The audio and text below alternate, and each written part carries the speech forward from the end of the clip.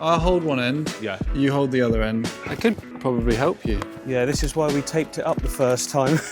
There's a scape in my boot. I'm really not sure what, where, or anything yet. I know I want a lot of Pothos. I don't know why we're rushing so much. We've got all day. I'm knackered. Mod rocket ahoy! Nice slippers. Anyway, time to get on with the planting now. Assuming makes an ass out of you and me. We are back! That's too much. What's going on, beautiful people? Welcome back. In the last few videos, you've seen us move the tank into perfect position, building a light system, customized, fully bespoke. And in the last video, I scaped the whole tank. In this video, we are planting. But first of all, we need to go back to the studio because I don't have plants here. Oh, hello, smart rocket.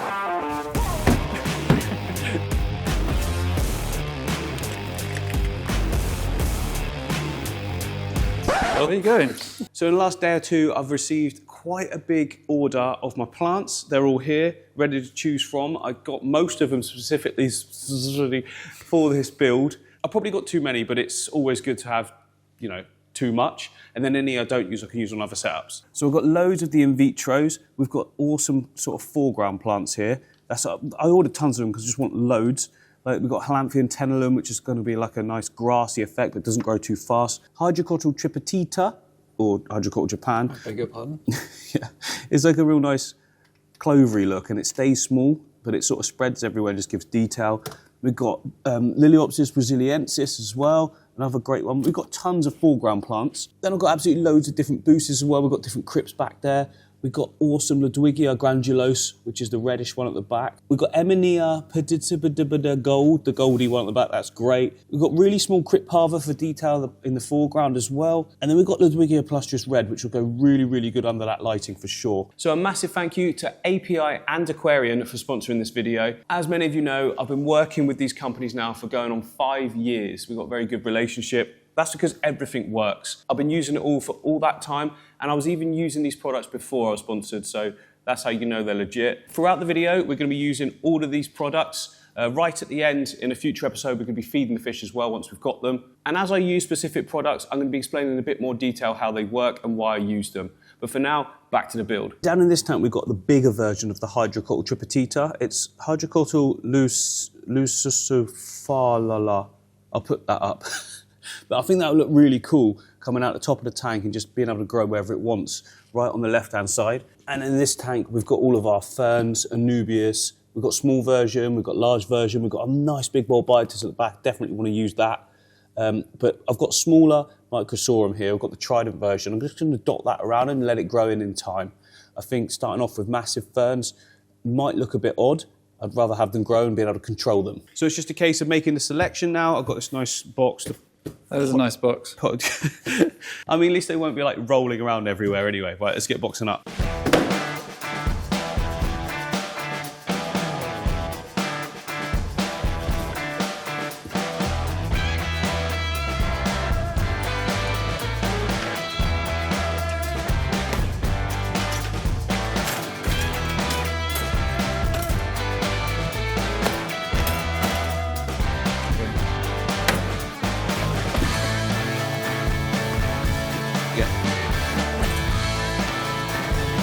I don't know if I was allowed to show what's in the cupboard. Oh yeah, it doesn't matter. Just like spare hoses and things. It's a good little spot for them. I need this. So I was going to get like a hose on a reel, which I probably will get, but we've got this for the time being. This should reach from my tap area to the tank. Yeah, it definitely will, won't it, Steph? Don't know, mate. I'll hold one end. Yeah. You hold the other end, and then we'll guess how far your sink is. Yeah. To the tank, and probably get it wrong.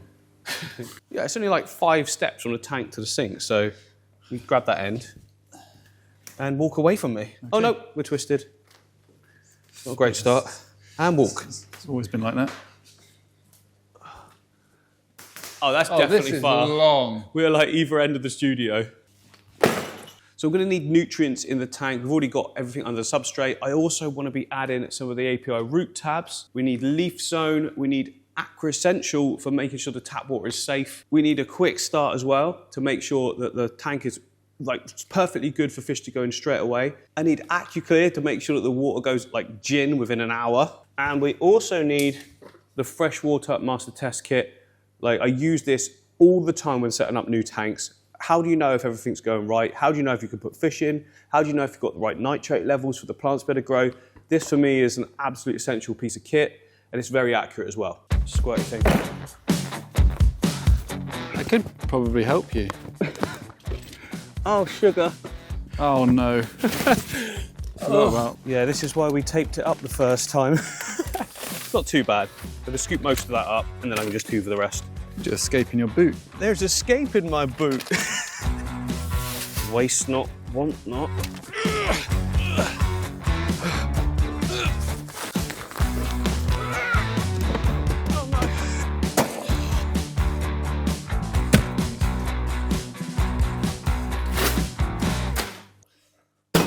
I'll tidy all of that up when we get back. So once I've like got everything in the tank, scaped and that, I'm gonna come back and look for certain plants that are already growing in other tanks that I wanna add, you know, like give it that mature look straight away.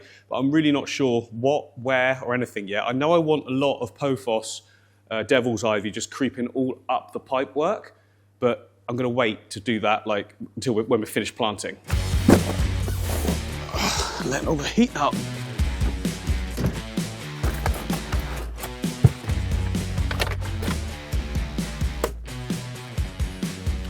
I don't know why we're rushing so much. We've got all day.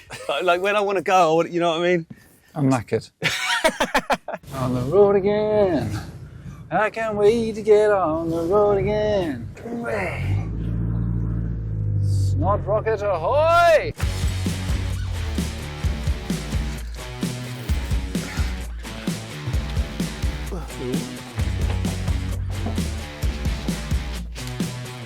Nice slippers.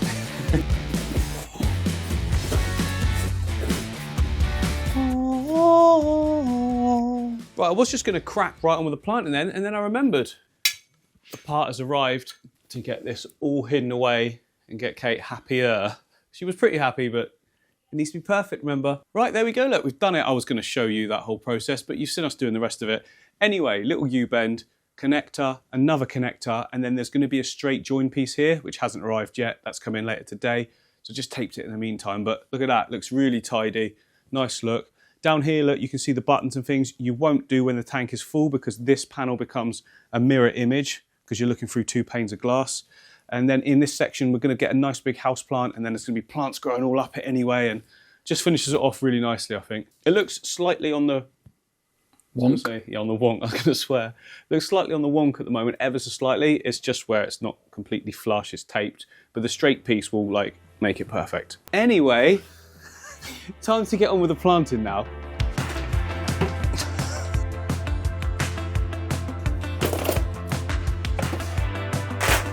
To start with, I'm going to go with all the foreground plants. It takes ages to do it all. It takes a long time to prep each pot. So yeah, better crack on with that. It's now 1 o'clock, or 10 past 1. I want to have everything planted and filled up by 3:30.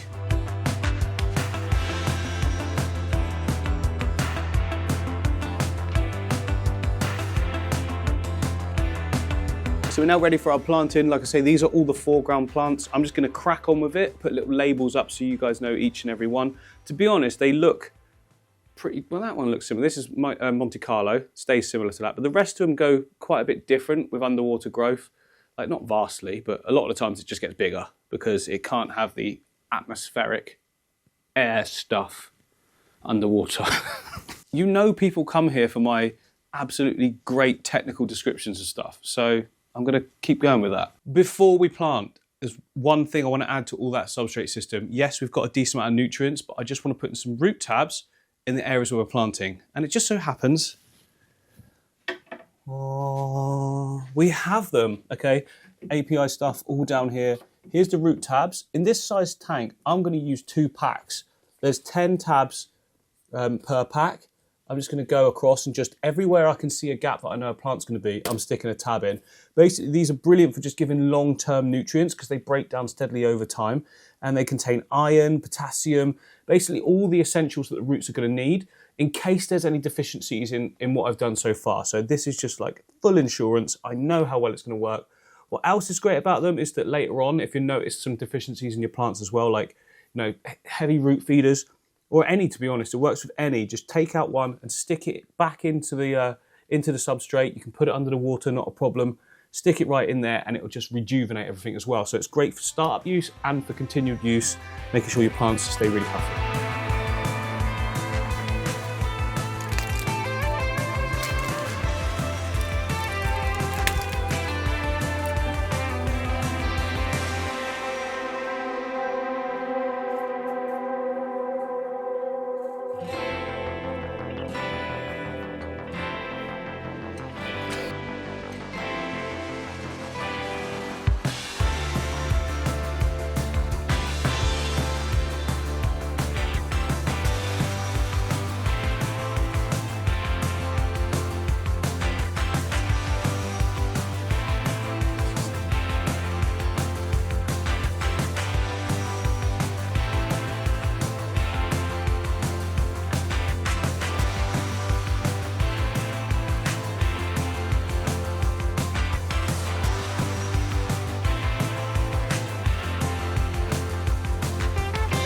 That's all the foreground plants done. That took way longer than you experienced in the time lapse.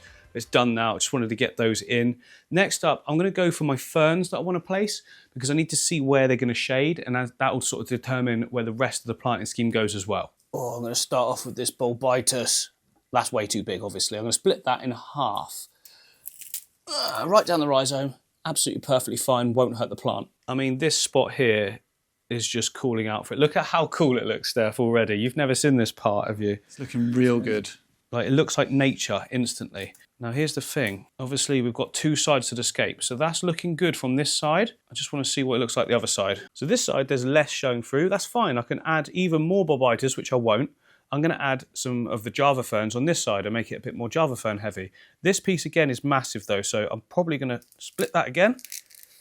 Cool. And then I can add one maybe down here, so we've got a bit more focus in this side. Oh, I mean, you just can't go wrong with these kind of things. And I can see a nice little spot, hooking it under there, and just pressing it between those rocks as well. I'll lock it in place, but also have it sit upright. There we go. And then I want another bulbitis here, but those are massive, just to continue the theme. I've got another small pot, you see. That'll work perfectly in that area. But I do need to get all the rock wool off first.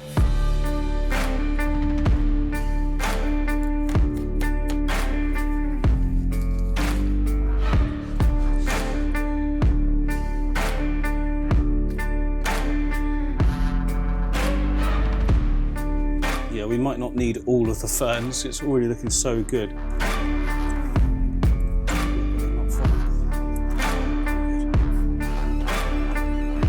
So I'm just going to add in the trident fern now. This is Microsoran trident, and it is it's a Java fern, but it stays nice and thin, and it sends off these little spurs. That's why it's called a trident in like a, you know, trident way. Using Java fern with bulbitis, they two just go really well together. Complement the same, similar sort of color tones as well, so that'll look great. Let's just cover the whole wood.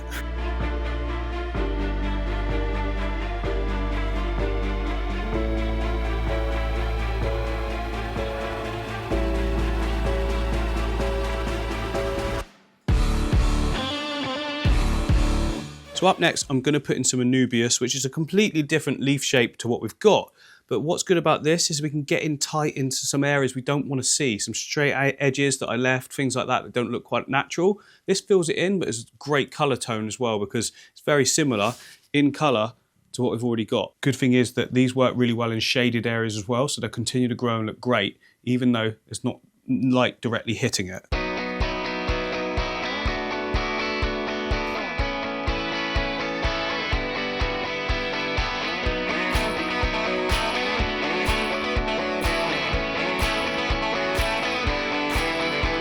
We've got some really big gaps in there. This is the only big leafed Anubias that I want to put in. This is Anubias queen leaf. Look at that, it stays kind of round. It gets some more yellowy tones as well. Different, it's just different texture.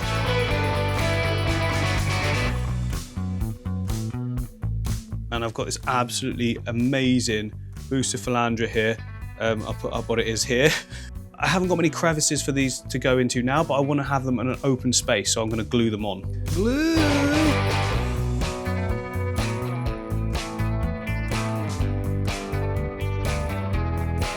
So I don't really like the colour of this area of the wood, plus I feel like this is going to flower and just give beautiful colours there, so I'm going to stick this piece on here.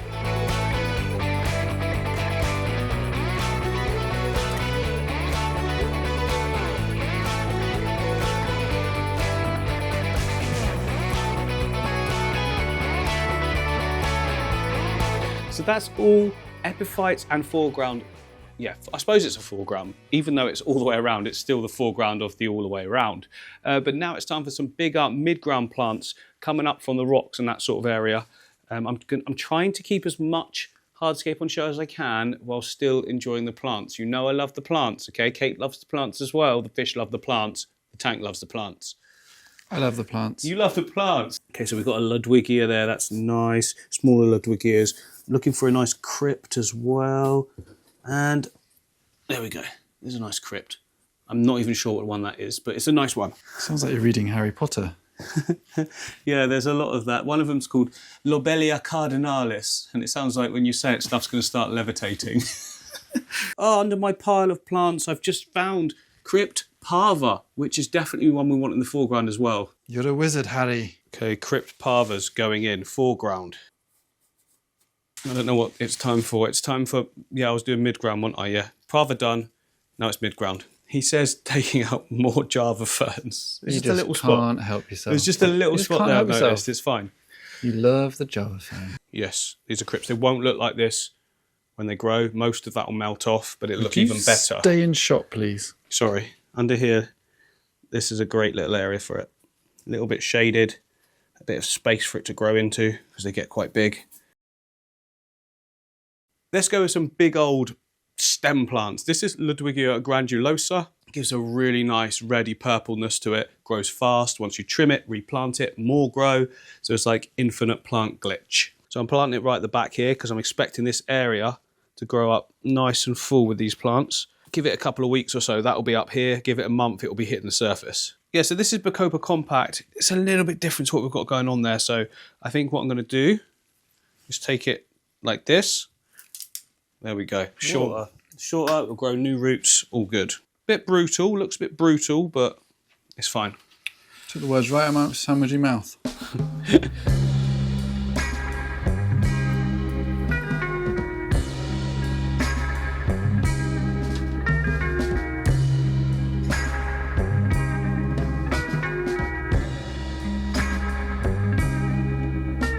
Looking good, looking good. We're nearly there. There's just a couple of things I want to add. So down here, Hydrocotyle tripetita, just a few of those dotted around. And I've got some beautiful Christmas moss. I'm going to keep it all as its own little section.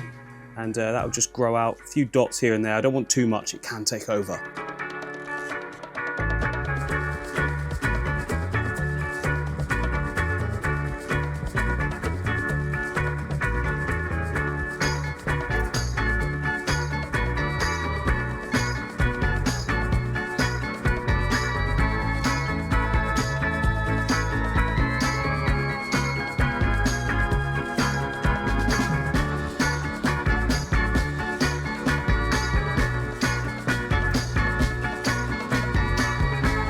That is definitely enough plants, for now at least. I mean, as I go, I'll be, tinkering and things like that. I would usually tidy all this up now, but I just want to get the tank filled up and sort of can tidy it up as we go. But I don't have any equipment here to fill it up. I bought the pump, I bought the pipe. There's no way of controlling the flow, so I think I'm going to go and use one of the garden ones. You don't need to know this. I'm just going to try and fill it up slowly. Make sure you fill a tank up slowly.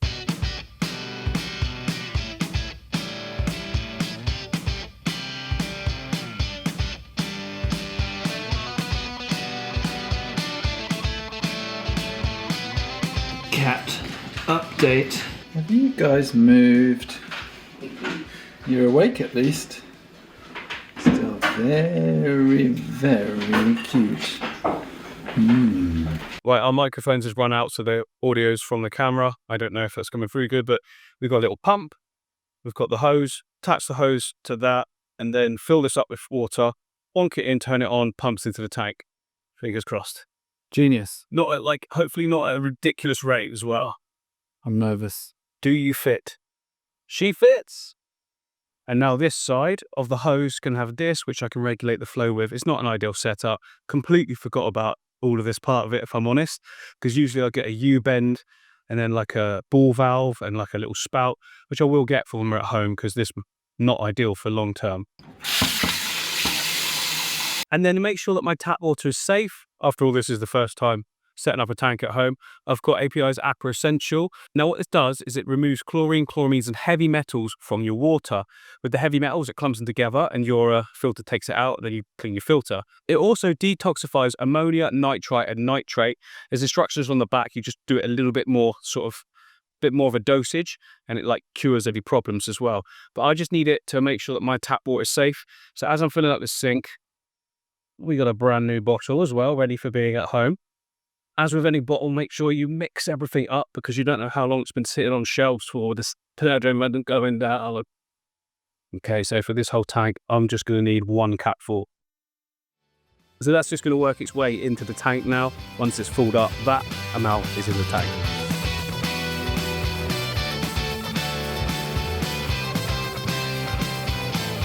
Right, now that we are filled right up, the rock wool that these plants are in is quite nutrient rich. It comes from the plant farms in like vats of nutrient rich water, which is what gives them everything they need to grow. Now they're going into pure water. A lot of the epiphytes, the stuff that's attached to things, it's just pure water. We need to make sure that there is nutrients in the water column for those plants. So leaf zone is going in it straight away.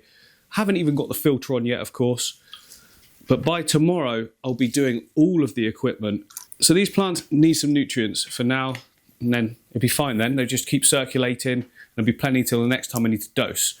Obviously, it'd probably help if I give it some flow as well. But how good is this looking? We were well happy, because I was worried a few things. 1, the water be coming out at such a rate that it would disturb everything. It didn't. 2, Stefan actually chipped the bottom of this tank accidentally when his drill bit fell on it. The tiniest of chips, just a surface chip. It didn't crack. It was fine. And also, we didn't leak test it. So, like, was any of this panels going to blow out? We're all good.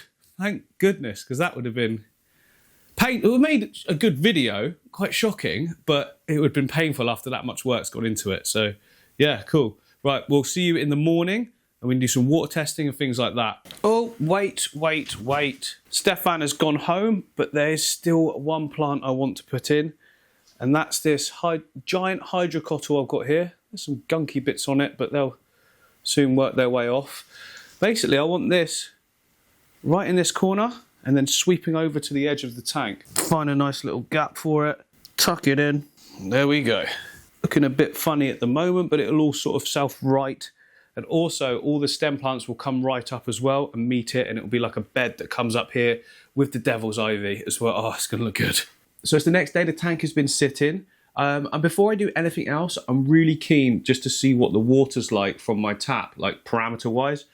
So this is why you need yourself a test kit, because how else am I going to know what pH is, you know, if there's any ammonia or nitrite being leached from that substrate system? I assume that it's not, but assuming makes an ass out of you and me. You not heard that before? Yeah. It's good though, isn't it?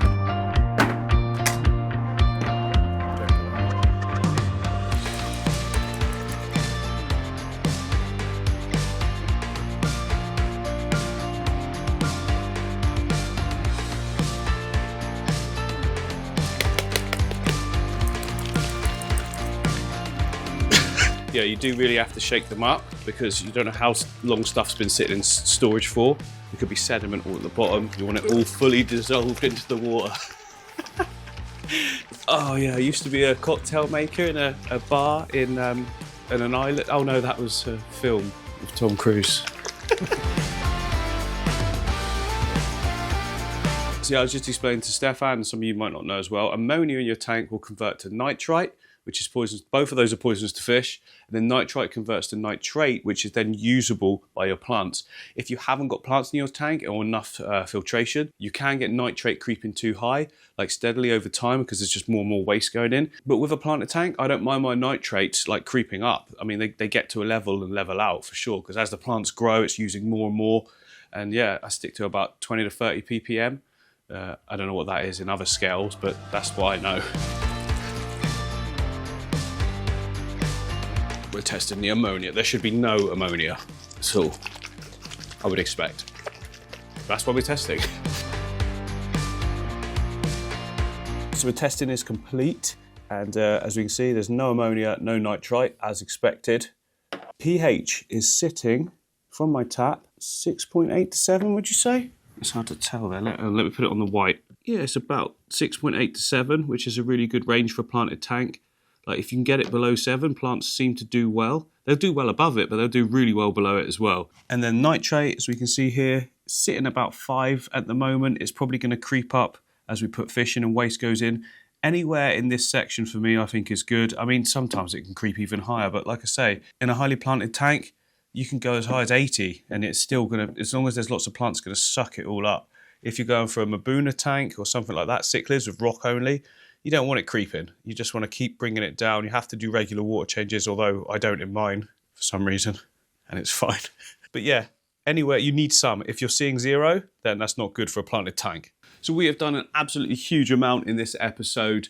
In the next video, we're going to be sticking all the equipment on. It needs to be separate because I want to give you guys some decent detail. And a lot of you want to know about kit. Like, a lot of my aquariums are very, very low tech. This one, I'm going to be doing like the full shebang. It's at home, like I say. So I want it to be CO2, high-end, you know, filtration system, surface skimmers, auto top up, all that sort of thing. If you've made it to the end of the video, thank you for watching. If you feel like I've earned a subscribe, that would be great. Trying to get to 1 million. I look forward to you joining us in the next video. We're going to get the whole thing crystal clear. It should look absolutely amazing. See you there.